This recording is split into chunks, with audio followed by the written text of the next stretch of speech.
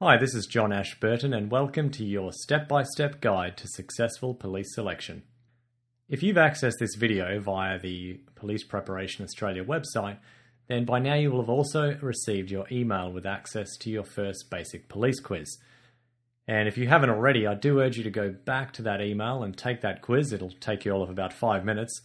And that quiz will really give you a great idea of where you're sitting in terms of your preparation for the cognitive or aptitude testing component of police entrance exams. Now, before we get started on today's activity, I just want you to stop for a second and imagine the following scenario. It's 2 years from now and you've graduated from the police academy and you're out on the street driving in the latest police patrol vehicle. Suddenly, the police radio crackles to life detailing an urgent request to attend to Code 15. Your partner brings up the onboard computer and reads out the details that a lady is reporting an intruder in her house.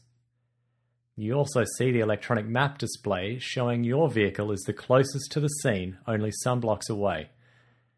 Your partner gets back on the radio and requests permission to take a priority attendance to the job, and you hear the radio operator come back with permission to do so.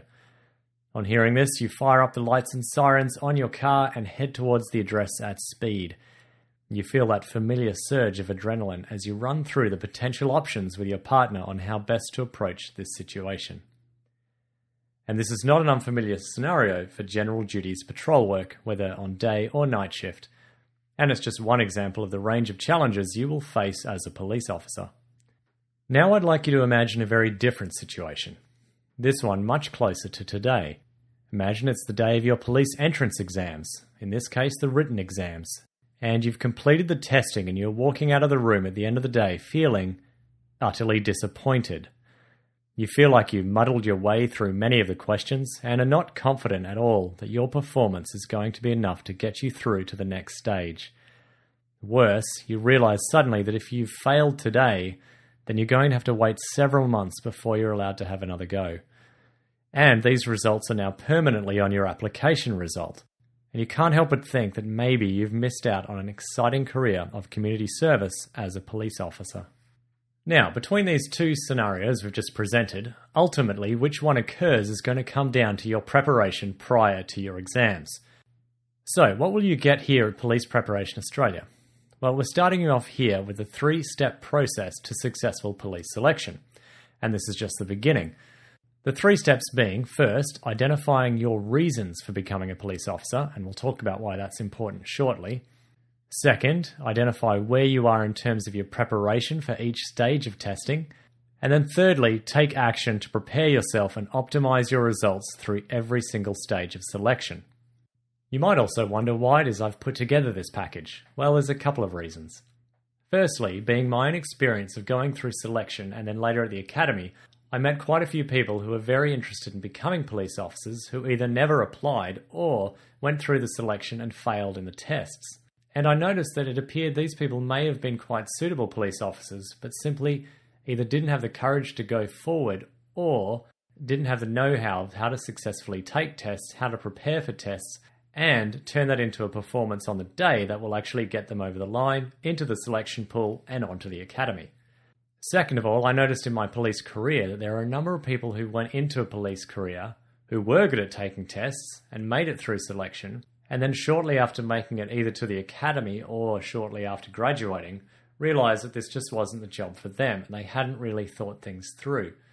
And then some of these people still go on to police careers, albeit just turning up for a paycheck. And that sort of motivation for turning up as a police officer, not only is it not helpful, but it can be downright dangerous to the other officers they work with.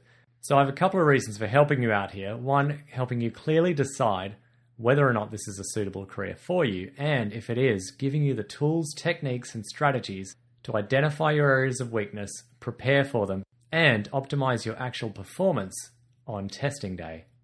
Alright, so you've heard me ramble on a little bit. Now you'd like to get started onto the process. Well, here we go.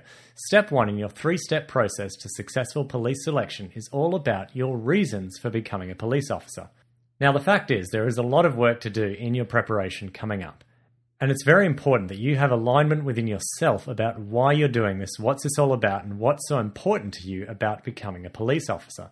These reasons are going to be what gets you up early or helps you stay up late so you can practice that beep test, prepare for that exam, or go through your own psychological preparation for the coming interviews. To paraphrase the great philosopher Nietzsche, basically, if you have a strong enough reason for doing something, then the hows take care of themselves.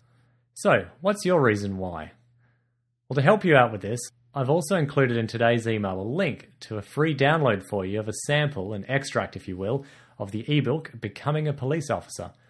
This part of the ebook will take you through an activity to help you decide what are your reasons for becoming a police officer, and do these reasons stand up to a few tests I'm going to give you to help you decide whether or not they're really going to get you through selection, and whether or not they're reasons that really will satisfy you in terms of a long-term career.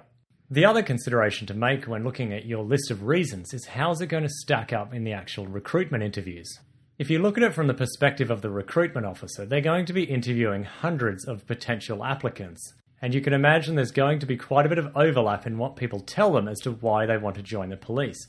And if you've only got just a couple of reasons and they're fairly default to what a lot of other people will say, it's not really going to make you stand out.